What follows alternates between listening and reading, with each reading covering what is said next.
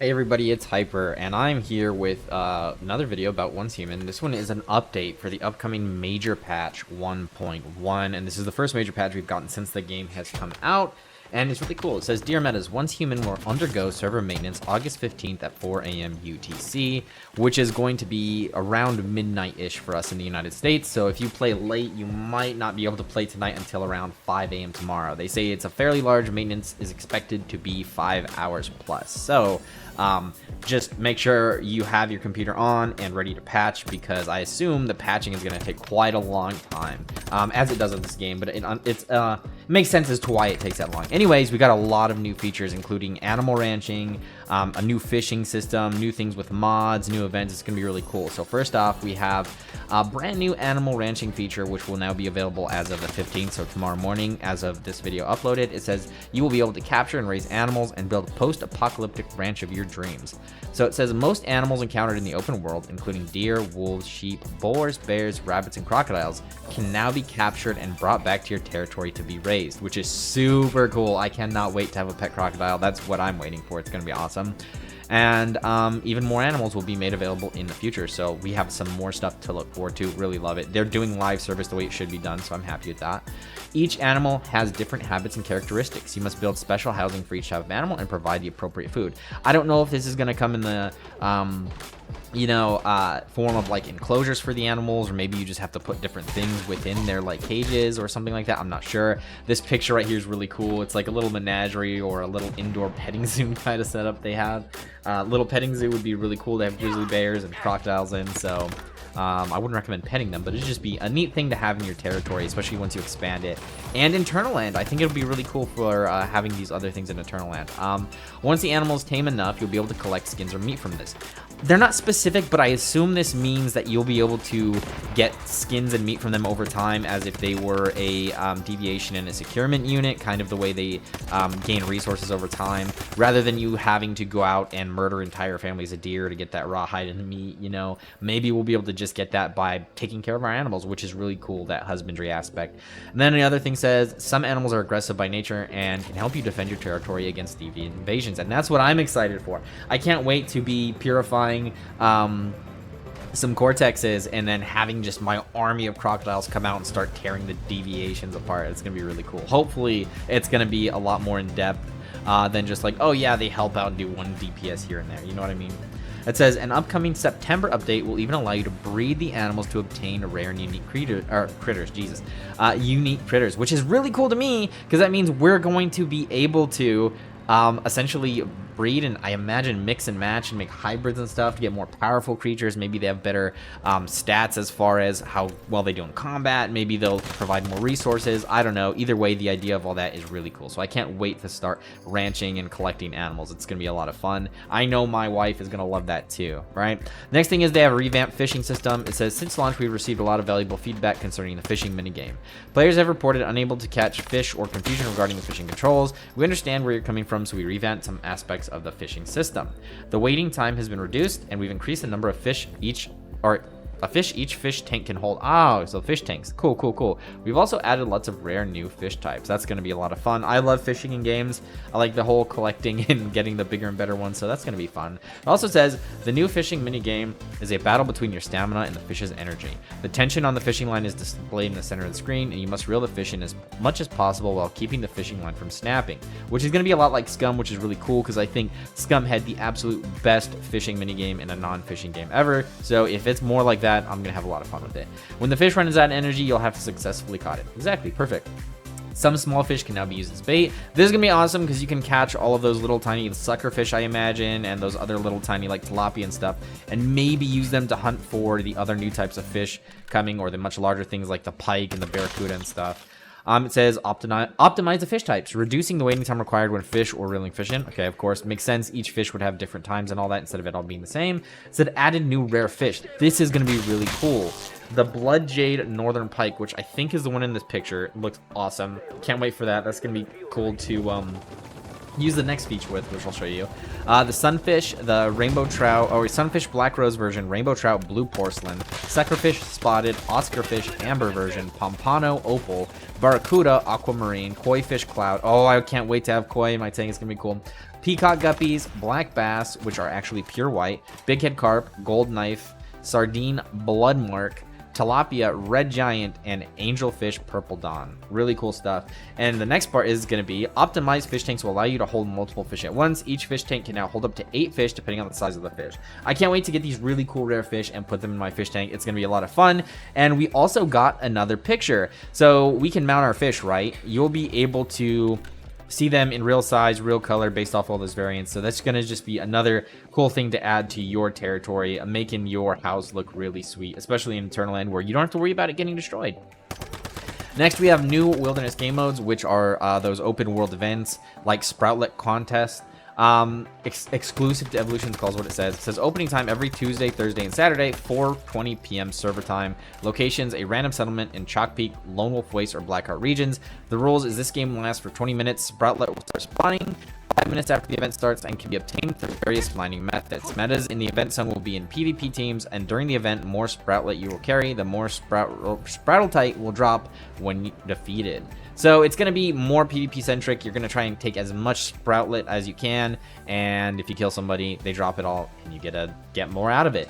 Metas can exchange Sproutletite for Sproutlets at 1-to-1 conversion rate with Nisa in the camp. That's really cool, the fact that it's going to be a 1-to-1 conversion rate, so we're going to be able to get a lot more stuff, especially from Nisa, which I'm waiting for, because she has really good stuff, really cool stuff, so that's going to be very worthwhile. Ancient One's Trial, this is the next thing. So it says, people have reported seeing the Ancient One descend upon the highest mountain in Chalk Peak. The Ancient One's trial awaits any meta who can climb to the top of the tall mountain. Board the Ancient One and face a trial that will test your determination and courage. Metas who earn the Ancient One's recognition shall receive lots of rewards. Call upon your most trustworthy companions and attempt the Ancient One's trial together. And this looks really awesome.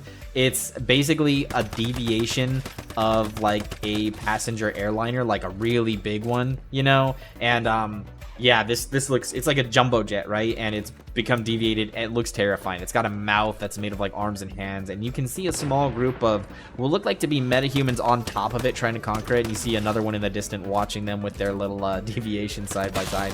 This looks like it's gonna be awesome.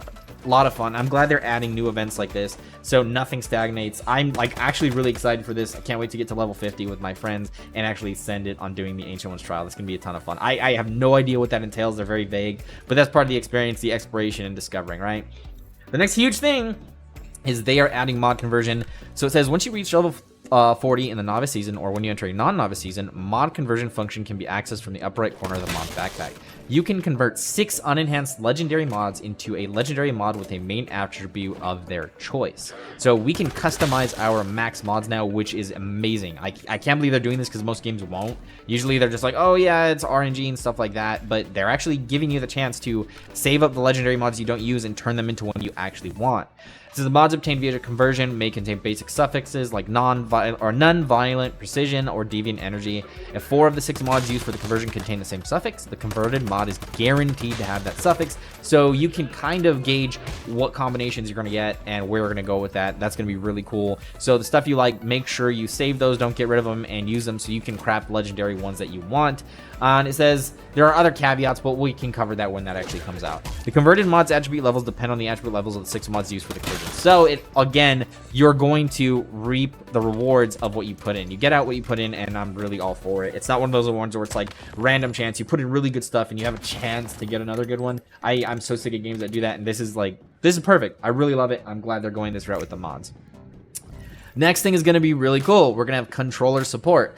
This is going to be huge for Chicken. He refuses to use mouse and keyboard for most games, but they're adding controller support and they're optimizing some parts of the game for controllers, and controllers may not work with all features they said, but they're going to try their best, which is going to be really cool. I mean, they're going to fix camera mode, weapon or vehicle stickers, customization, like all kinds of stuff they're adding for controller support. So I know Chicken Figure is going to be really happy about that one. The next thing is cross-character sharing for paid content. This one's big for me. I did buy some stuff. I know, ha ha ha, I'm a whale, but like I like to review stuff and I like to really customize characters. That's a huge part of gaming for me, is customizing stuff. You see, like I have the battle pass and all that, but now you have multiple characters, like a PvP and a PvE one, or different groups of friends playing on different servers. You can now use anything you paid for on one character on all your characters, which is perfect. And they wanted to do that from the beginning, but there were limitations. Glad they're fixing that.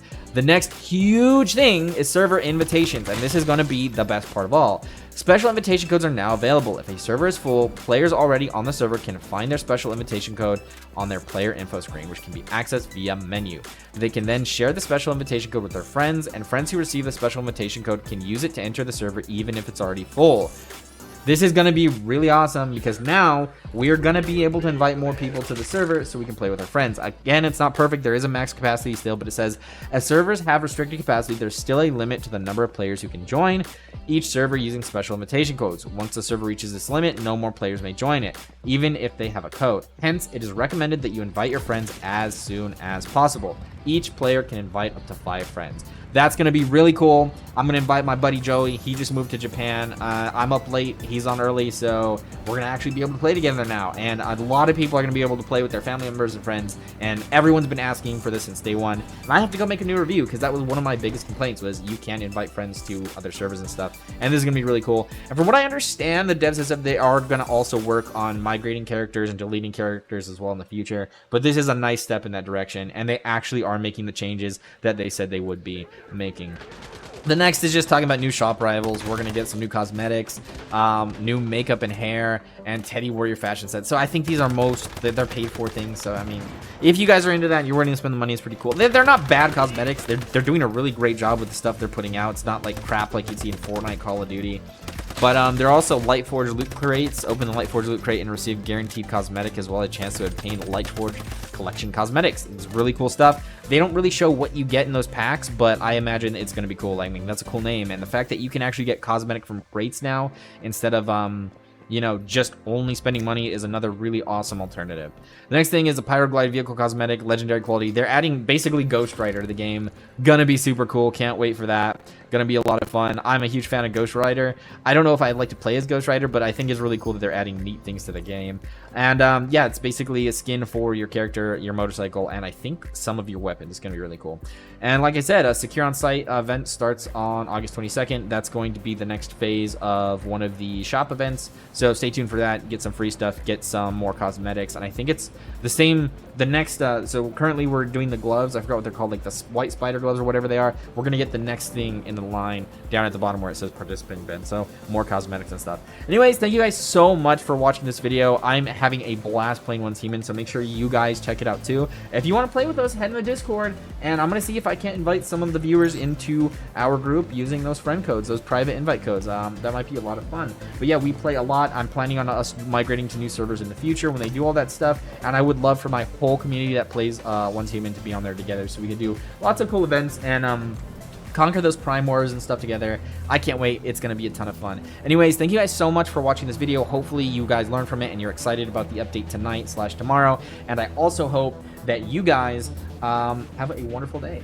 And until the next stream or video, I'm Hyper, and I will catch you next time. Peace.